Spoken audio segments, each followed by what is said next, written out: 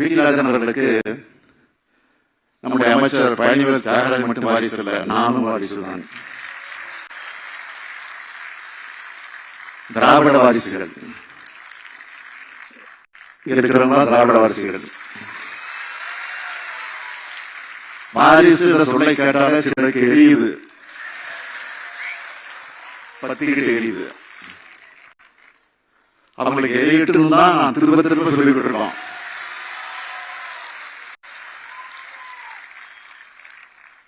இன்னைக்கு எப்படி திராவிடத்தை ஒழிப்போம்னு சில கைக்குழிகள் பேசிக்கிட்டு இருக்காங்களோ, அதே மாதிரி பீடிதாதம் காலத்திலையும் நீதி கட்சியை குழி தோண்டி பாதாளத்தில் புதைச்சிடுவேன்னு ஒரு தலைவர் சொன்னார். ஆனா பி.டி. ராஜனுடைய தொடர்ச்சியா பண்பாளர் பழனிவேல் ராஜன் அவர் வந்தார். இப்போ பழனிவேல் தியாகராஜன் நம்ம கூட இருக்கார். நம்ம பழனிவேல் தியாகராஜன் அவர்களை பொறுத்த வரைக்கும் அறிவார்ந்த வலிமையான வாதங்களை வைக்கக்கூடியவர்.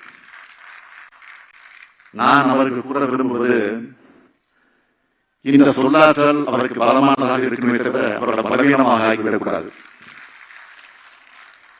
இதுதான் இது நான் ஏன் சொல்றேன்னா அது அவருக்கே தெரியும். நம்முடைய எதிரிகள் வெறும் வாயை மெல்லக்கூடிய வினோதாற்றல் பெற்றவங்க.